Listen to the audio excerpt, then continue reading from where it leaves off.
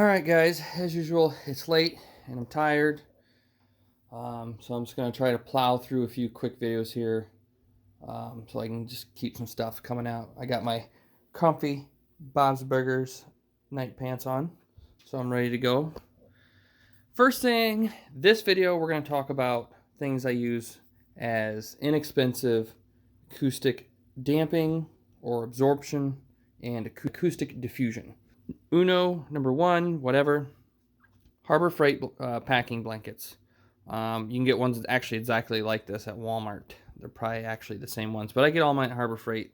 These run on sale about $5, maybe $7 or $8 regularly. But these blue ones are pretty darn big. They work quite well. I actually have some more. My space is a little bit messy right now. Here's some more. These are the black ones. I'm sure you've seen in a lot of my videos. I think these are about 3 feet by about 6 feet. And I have, and these are usually about $5. I have them doubled up. So I got two, I'm 2 deep on each side.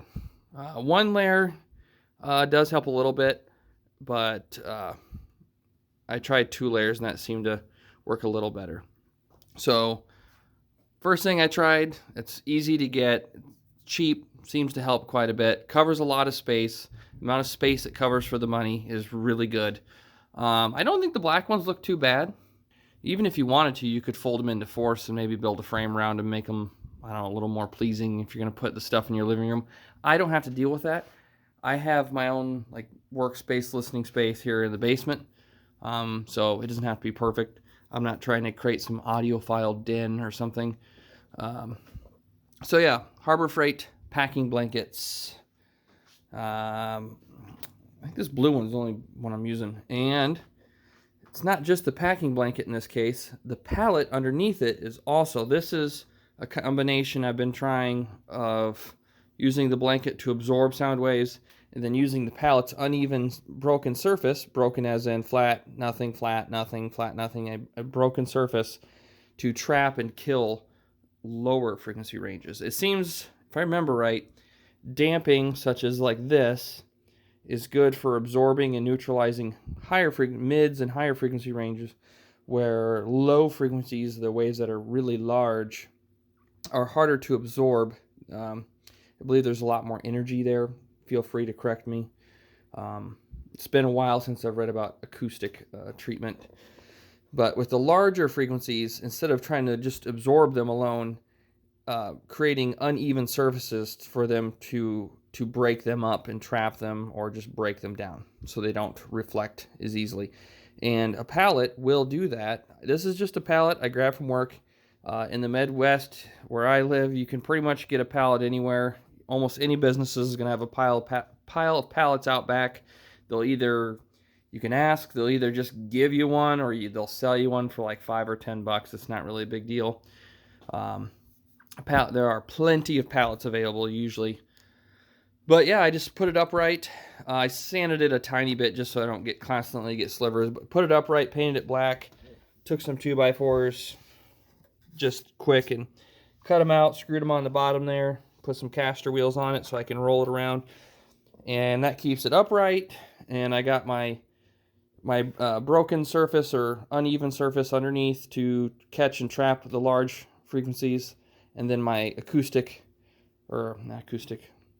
absorbent or padded surface to catch more of the mids and trebles. And the blanket's folded in half and draped over, so I got 2 layers of padded packing blanket going over both sides, so even anything that goes through, and even if you wanted to, you could fill the inside of the pallet with damping material if you wanted to. But I tried it. It didn't really seem to make much difference. Just like this, it's pretty simple, pretty cheap. Maybe $5 for a pallet, a couple more bucks for the blanket. I have spare wood, like 2x4s and stuff laying around, and just attach those on there. The caster wheels are off of, I think, an old like nightstand or office chair. I don't remember. A lot of times you can find them at like a Goodwill or a Salvation Army or something. Yeah, and then I have this large panel here that's in my open side. I have a 3-sided listening room, and I keep this on this side to kind of create somewhat of a, about 50% of a wall over here it catches a lot of the frequencies over here, as my shelving I put over there also helps catch and break down a lot of the frequencies on that side. So packing blankets, cheap, large, quite effective. Pallets, and I mean, this is pretty rough, but if you got a palm sander or something in a little bit of time, you can spend a little time sanding this down, cleaning it up, get a pallet that's not all beat up, cracked, and broken or anything, and, just sand it down nice and paint it black or white or whatever you want, and put your feet on it so it'll stand up, and, depending on your space and what you're trying to do. Pallets, packing blankets. On to the next thing that I use that I've come across, trying to find a cheap, broken or uneven surface, again, to deal with large frequencies, and they do still help with higher frequencies.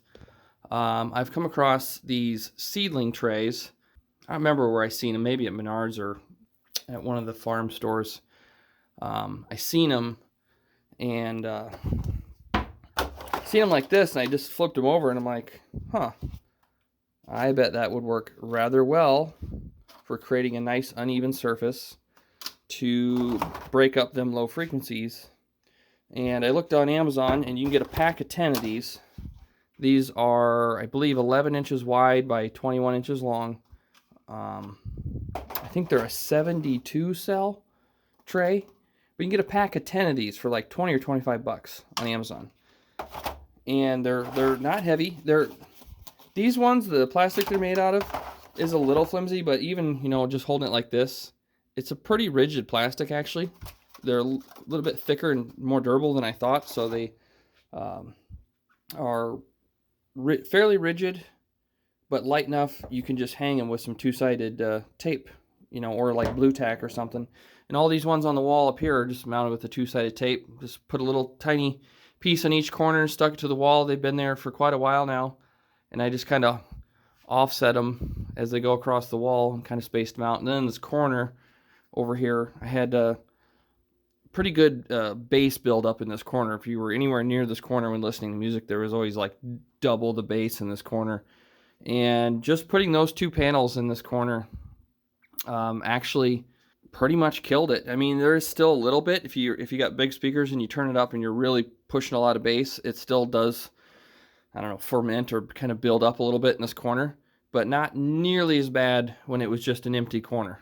So I'm tempted to stick my mic in this corner and kind of see, take them away, I don't know, play a low frequency sine wave or something, and then put them back and kind of see if it really makes much of a difference. Just by ear, when I come over, if I'm working down here and I kind of, I'm over here working on something, it seems like having these here in that corner has killed quite a bit of that low frequency buildup in that corner. So, and they don't look that bad. I don't know, aesthetics is completely preferential, but I was using these ones. These are the little 6-cell ones. They come in these 12. They are 12 at a time, and you can get a lot of these for 20 bucks too. These I don't like as much because the plastic they're made out of is really thin plastic.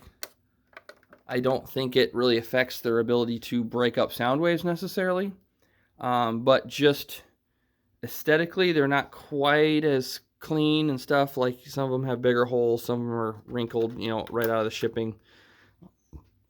So they're not quite as perfect. They're not made out of as thick a plastic as those. The big ones I'm much more happy with.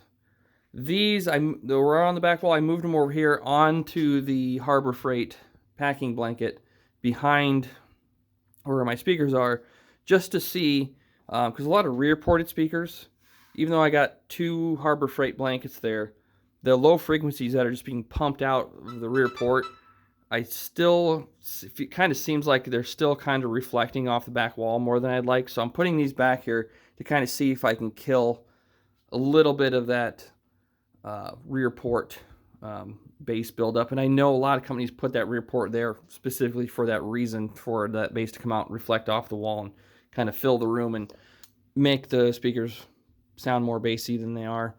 I'm not going for that down here. I'm trying to just, listen to the speaker without a lot of reflections. When I take them upstairs into my living room and my bedroom, where the treatment of the room acoustically is more normal, then I will hear what that report, can do. But down here, I'm trying to kill a lot of the reflections.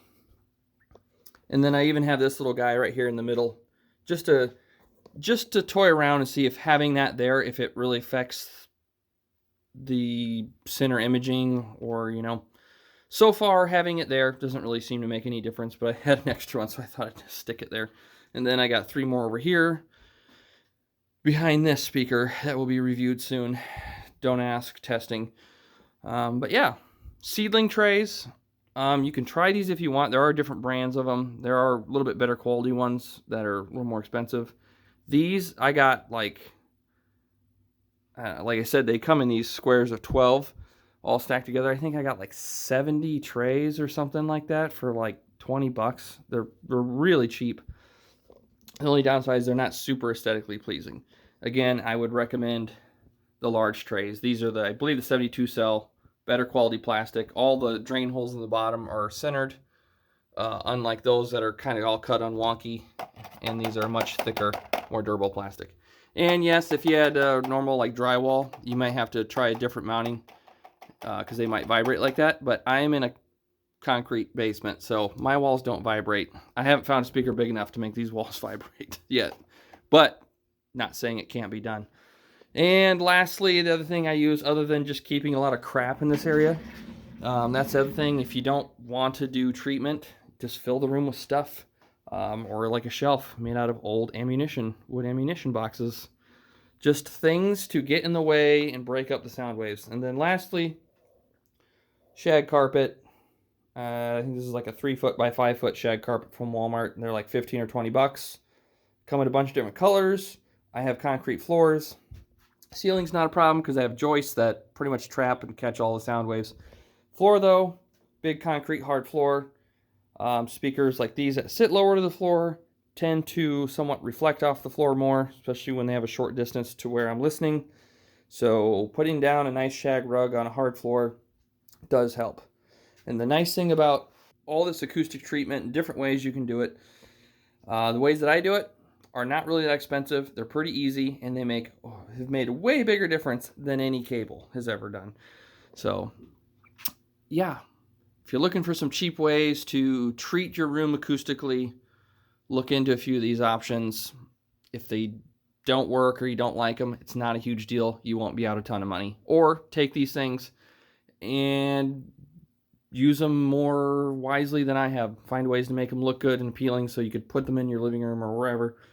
But yeah, like, subscribe, comments down below. Put some comments down, things you've used. Maybe I'll look into it and try it.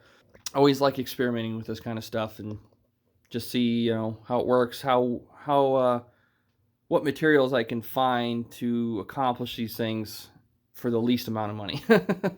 All right, thanks for watching, guys.